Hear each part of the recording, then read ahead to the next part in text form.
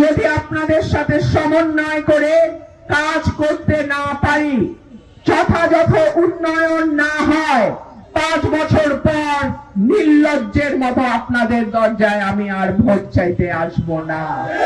আমাদের দুর্ভাগ্য, এমপি আসে এমপি যায়, এমপির পরিবারের ভাগ্য পাল্টায়, 1400 কোটি টাকা ঋণও করে ফেলতে পারে, কিন্তু সাধারণ মানুষের ভাগ্য পাল্টায় না। 1400 কোটি টাকা ঋণ কখনো ছেলের নামে, কখনো বউয়ের নামে, বল খেলার মতন একবার এর হাতে একবার ওর হাতে যায়, মজাটা নেয় এমপি, কিন্তু এলাকার মানুষের ভাগ্য পরিবর্তন হয় না। ইনশাআল্লাহ আমার ব্যবসাও নাই, আপনাদের 10 জনের দোয়ায় ঋণও নাই। আল্লাহ যেন কোনোদিন আমাকে ঋণ না নেয়। আমার উন্নয়ন, আমার পরিকল্পনা, আমার স্বপ্ন, সরাইল, আশুগঞ্জ, বিজয়নগরের 2টো ইউনিয়ন, এই হলো আমার পরিকল্পনা। আমি যা বলি আমি তাই করি। আমি বলি না এই রোববার রোববার জিতে যাব, সোমবার সোমবার রায় হবে, মঙ্গলবার মঙ্গলবার এই হয়ে গেল 5 লাখ টাকা দাও, 5 লাখ টাকা দাও। নো, যা বলি, যতটুক বলি, বুঝাই বলি যে করতে পারবো।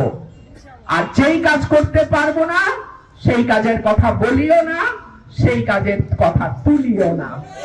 আগামী 12 তারিখ আপনাদের ভোটে নির্বাচিত করে আমার প্রথম প্রতিশ্রুতি, ব্রাহ্মণবাড়িয়ার গ্যাস আগে ব্রাহ্মণবাড়িয়ার মানুষ পাবে, তারপরে এই গ্যাস বাংলাদেশের অন্য কোথাও যাবে। এই গ্যাস আনার জন্য সংসদে কথা বলা, মন্ত্রণালয়ে কাজ করা, এবং যদি কোনোটাতেই কাজ না হয়, ঢাকা সিলেট হাইওয়ে বন্ধ করে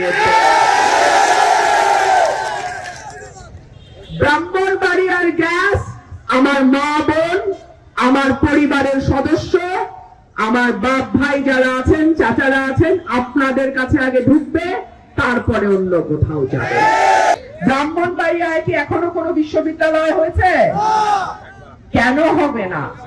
এত বড় বড় মানুষের জেলা ব্রাহ্মণবাড়িয়া, কত বিখ্যাত মানুষ এই ব্রাহ্মণবাড়িয়া জেলার সন্তান, তাহলে ব্রাহ্মণবাড়িয়ার প্রতি এই অবহেলা কেন?